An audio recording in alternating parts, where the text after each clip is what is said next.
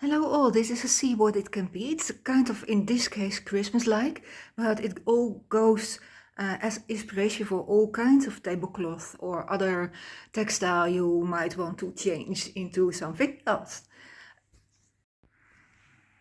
My tree is black gold. It's a little bit dark, but also warm because of the gold. I currently have this one, which I bought secondhand, but it's gold and it makes the tree stand out in the living room. So I'm looking for a warmer look, and I found this. Don't be alarmed. Normal red clashes with the rest, so I was looking for a wine red color, and I found this one. It was not expensive, but as you can see, not really my taste. So I'm going to try to change it and think carefully about every step I make. Because that is kind of a solution if you're not that handy. Analyze everything and think a little bit creatively. I'm going to remove these, and first of all I'm going to see how they are attached. It's glued on, so I'm carefully going to remove it.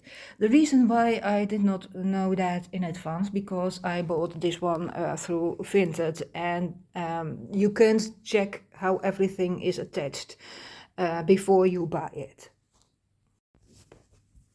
Pull carefully, and if there is a choice, damage the thing you want to remove and try to keep the thing you might want to keep as good as possible. It helps if you pull at this, but keep your finger on the underground so you can protect it a little bit while you pull on the upside item. The disadvantage of keeping the underside intact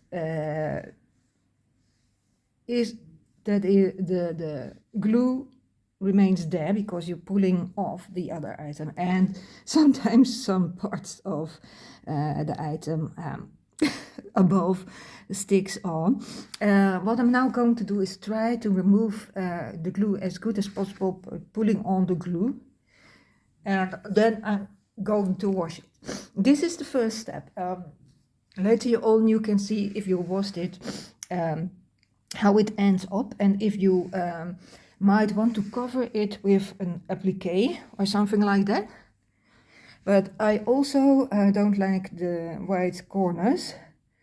I know the phone shows it differently, but this inner square is the same color as the rest. So the white corner disturbs me, and of course I have to find a way to cover up this. I also could, as I said, analyzing is important, remove this. But it's also glued on, I think. Yes. So that would damage this whole area, and if I would have to cover that, I would have to use a lot of applique. So in first step, I'm going to try to remove as much as the glue as possible, wash it, see how it looks, and then in theory, I'm going to find something to cover the glue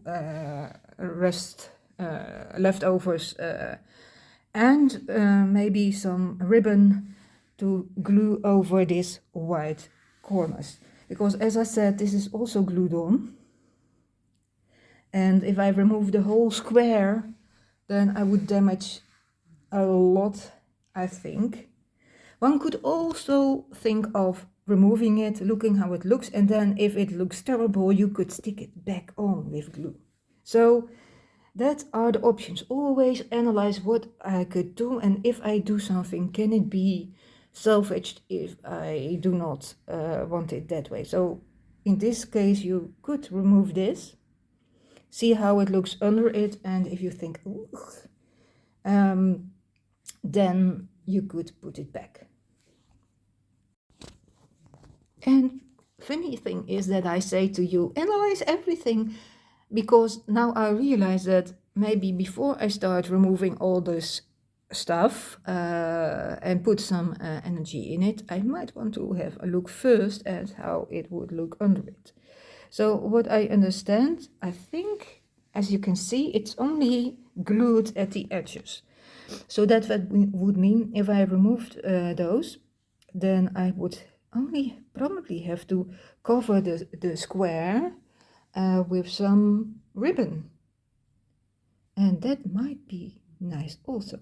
As you can see, it's a journey you make. You get inspiration, you try something, but as I said, think about everything in advance.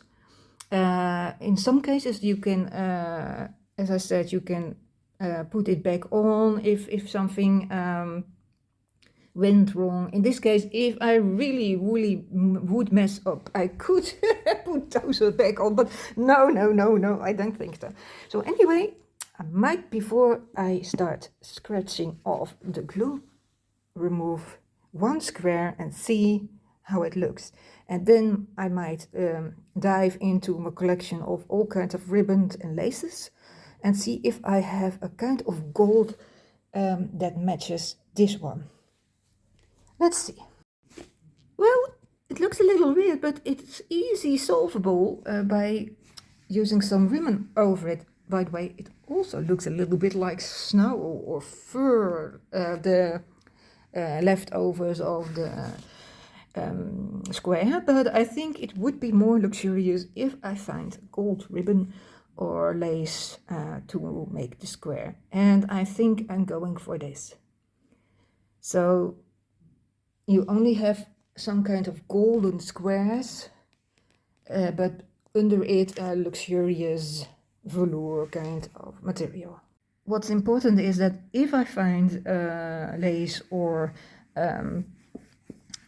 ribbon that fits the other color of gold, I have to first see how this removes, or I have to have something which you don't see the fur or the glue through, so nothing transparent then, or with holes or something like that. So let's see what I have in my collection.